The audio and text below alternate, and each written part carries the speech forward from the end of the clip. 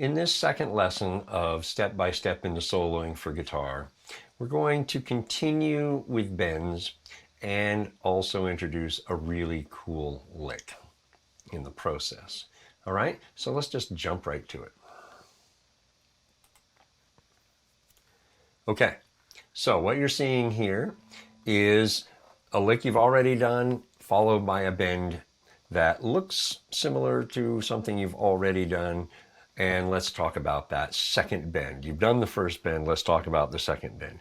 You notice it also starts at the 8th fret and bends up to 10. So you're going to be in C, and you're going to bend up to the D tone right there at the 10th fret. So thumb at 6-ish, third finger on 8, second finger on 7 of the first string, okay? And you're going to bend up there, right? So you just bend away, okay? And check your note.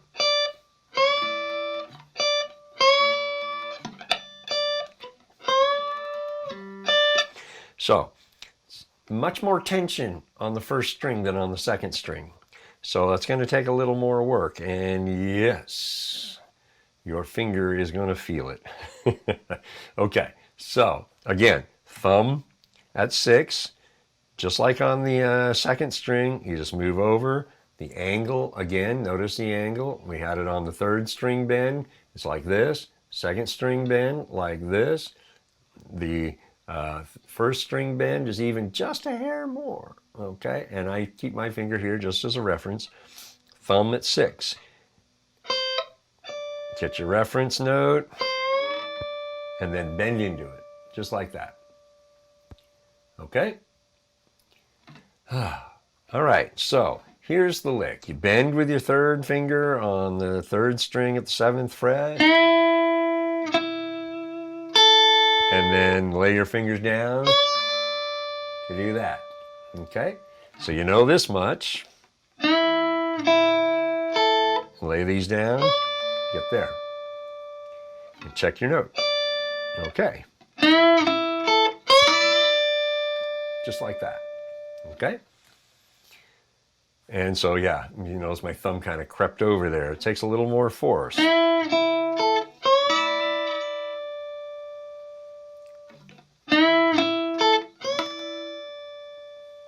Okay? So, you just play around with that, and you'll hear some other string noise going on there. That's going to happen. And it still happens to me, as you can see. That's just a matter, of course, over time, you'll figure out how to do that. We can give you pointers over time how to eliminate that extra string sound. So, pause the video, play through this. Again, it's 1 and that third note is an upstroke and then a downstroke. Just like that. So, down, down, up. You can do up or down. I recommend downstroke. And there you go. When you're ready to continue, restart the video and we'll keep going. Okay. Let's look at the next bit here. Now we're going to modify things a little bit. I'm going to bring your fourth finger into it. Now, this is the lick I was talking about that you really want to learn. This is a cool lick. Thumb, again, at 6. Third finger and second finger at 7 and 6, respectively. And your little finger is going to be right there on 8 on the second string. So on that G. And that's how it works. Bend up to that note. Hold it. And play the other. And don't let this note go. Just like that. So down, up. Downstroke, upstroke. Okay? So just practice that.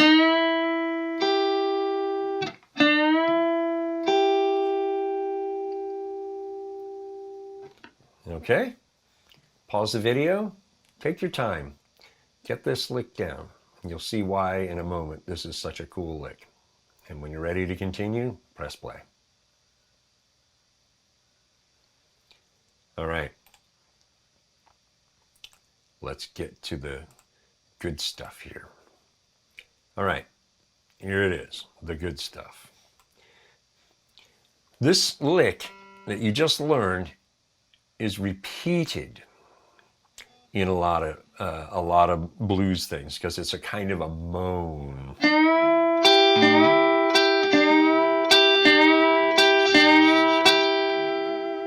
Okay, now you'll notice once I put this finger down, I leave it there, I unbend, and let that keep ringing as I start the bend again.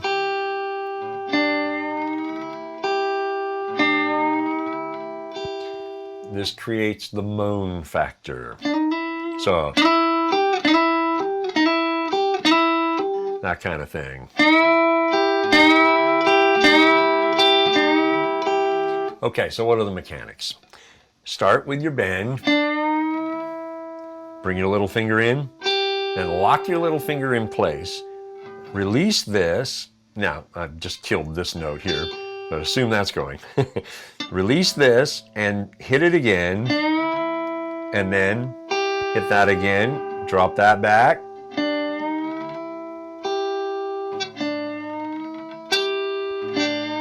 Now the object is,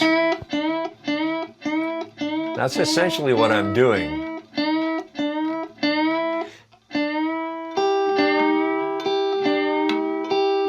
So I leave it there until I'm ready to hit it again. And then when I'm ready to hit this again, I release it and hit it immediately.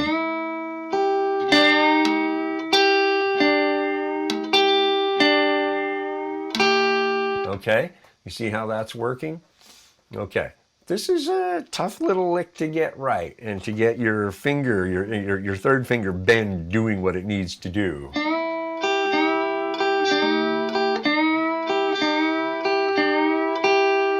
But that's the idea. So just bend up to your note, play that note, play this note. You can start the bend and then lay your finger down and then do it again, do it again. And eventually it starts to fall into place. It's just a lick you gotta practice a lot. It took me a little while when I first learned this to get it right myself. Pause the video, practice repeating this, getting that moan going, okay? All right, when you're ready to continue, press play. Okay. Now, let's see. One last lick for this lesson. Yeah, it's going to be a little shorter. And we're going to have you play a triplet. And you're just going to go. Okay. So you're going to bend in a triplet. It's 1 and 2. Now you can do 2 downstrokes, an upstroke, and then an upstroke, or 2 down, an up, and a down. How you pick this isn't a big deal. I've gone 1 and down, up, down, up. I've also tend to play it 2 down, 2 up. So 1 and 2. That's how you want to count it. Make sure you hit your mark and then immediately drop it back to the unbent when you play it. So watch what I'm doing here on my right hand. Watch what I'm doing here on the left hand. I'm not releasing this. I'm not releasing it and then putting it back. I'm keeping the pressure down on it the whole way through.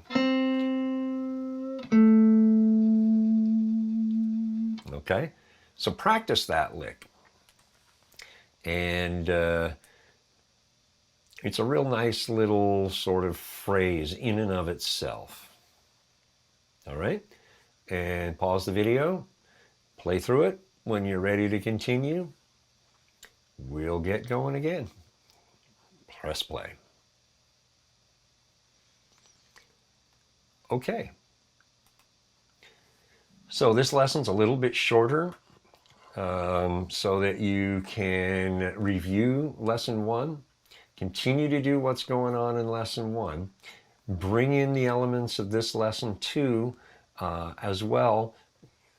Get this stuff really sitting in your mind, sitting under your fingers. Get it good and understood at the very least.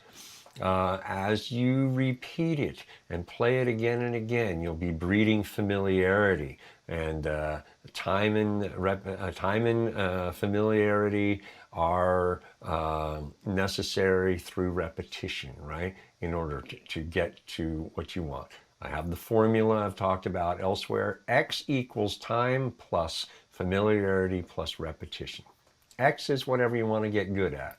In this case, let's say bend. Bending strings requires time, familiarity, and repetition, which requires time, familiarity, and repetition. You see, it's a necessary cycle. Time to become familiar, and in order to become familiar, you take the time through repetition, right? And that gets you good at the thing. So take your time, get familiar, and do the repetition, and you'll get this. I have confidence in you. Every student I put through this particular series has come out able to play the solo that you'll be learning here very well. Especially at slower than full speed. And full speed isn't all that fast, but nonetheless, everybody who's gone through this course has learned a lot, and it's helped them down the road. So when you're ready for lesson 3, go ahead and go to it. We'll be waiting for you. See you there. Hi, thanks for watching. Here at Outsmart Your Guitar, we are dedicated to helping you learn, play, and grow into becoming the guitar player you desire to be. So, that subscribe button, press it and subscribe. The notification bell, press that and you'll be notified when new videos are posted. The Patreon button, that'll take you over to Outsmart Your Guitar Patreon, and you can see what we got going on there, and then subscribe and become a patron. If you don't see any of that on the screen, well, down below the video, there's the big red subscribe button on the right. And then in the description, there is a link that'll take you to Patreon, Outsmart Your Guitar, and you can check it out that way. Okay, there you go. Thanks for your time. We'll see you next time.